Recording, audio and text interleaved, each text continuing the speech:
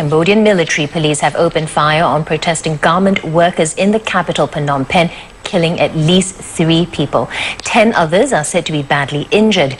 Witnesses say police first fired warning shots in the air as demonstrators threw rocks and petrol bombs outside a factory. Some 350,000 workers are on strike demanding more pay. It's part of a nationwide strike by unions allied with the main opposition party, which has accused the ruling party of vote fraud. Prime Minister Hun Sen is facing challenges to his nearly 3-decade rule. Opposition supporters are demanding that he step down and call for new elections. But the 61-year-old leader has ruled that out, vowing to be in office until he's 74 years old. Well, disputes over pay and working conditions have been simmering in Cambodia for months. Now, let's take a closer look at how it unfolded.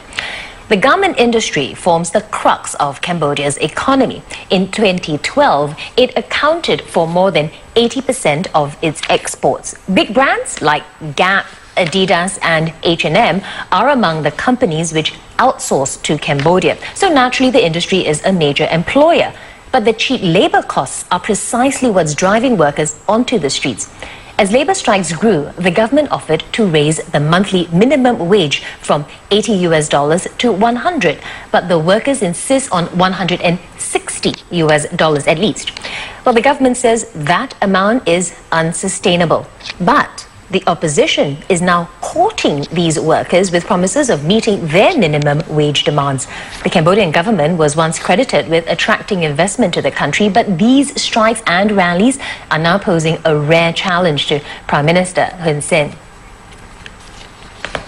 And joining me is Dr. Michael Vatikiotis, the Asia Regional Director for the Henri Dunant Center for Humanitarian Dialogue. He's speaking to us from Bangkok.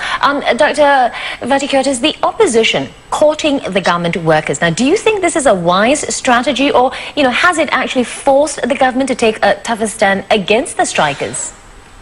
Well, I think there are 2 separate issues. I mean, there is, of course, the whole issue of the conditions for workers and wages across the region, not just in Cambodia, and the fact that Cambodia has a sort of competitive edge with low wages. But the separate and I think more interesting issue, of course, is the extent to which the opposition very cleverly has harnessed this issue to its consistent protests since the elections in July against the Hun Sen government, which was duly elected, declaring that they will boycott the parliament and wanting the government to go back to a fresh poll. I think that's, of course, the larger issue. The fact that they've harnessed the Cambodian garment workers to this only, I think, demonstrates how clever they were in sort of finding an issue that they could bring people out on.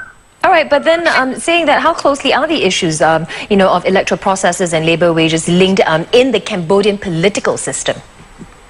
Well, I think it's not very clearly linked. I think what's more important is we're seeing a range of protests, persistent protests against the Hun Sen government by the opposition, which, of course, got a fair amount of votes to everyone's surprise, but didn't win the election. And I think what this points to is an increasing way in which across this region in Southeast Asia, but also including in Bangladesh, that when people are unhappy with election results or the way that elections are being conducted, they go to the street to try and overturn the result. And I think this is upsetting people about the way in which democracy is being managed. And I think the issue of bringing in the the garment workers in Cambodia is only one aspect of it. It demonstrates an increasing use of popular protest on the streets to try and change decisions that are made at the ballot box. All right, well, these protests, these crackdown on these protests, obviously brought much attention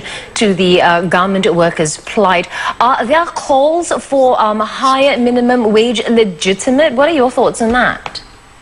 Well, obviously, there's always going to be this contest, and Cambodia is not alone, between how low can you keep the wages to keep the suppliers coming to you for your garments or your shoes or whatever, and the big brand names to make in Southeast Asia as a platform for industry, given that in the past China and other countries have been much more competitive. There's always going to be that sort of downward pressure on wages. On the other hand, we're seeing across the region, workers are finding their voice. They're finding, as we've seen in Singapore with the unhappiness of migrant workers, I think there is a need to take into account that it is no longer just possible to keep wages depressed in order to keep the suppliers happy.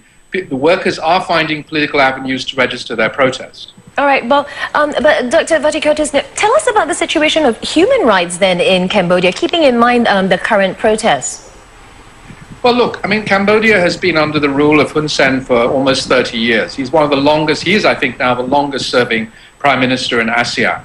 It's a case of a glass half full, glass half empty. You could argue that he took over a country that was racked by civil war, put together again after a huge UN effort, put it back on its feet, but on the other hand, has used authoritarian means to sort of keep himself in power.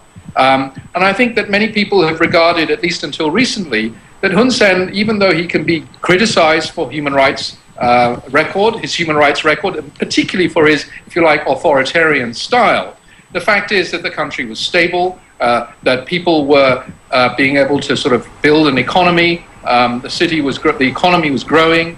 It was attracting investment. It was like many other Southeast Asian countries, if you like, 15 to 20 years ago. There was, in a way, a level of authoritarianism that was kind of accepted by the investors. And there were not huge amounts of human rights abuse, but you could nonetheless complain that Hun Sen was an authoritarian leader.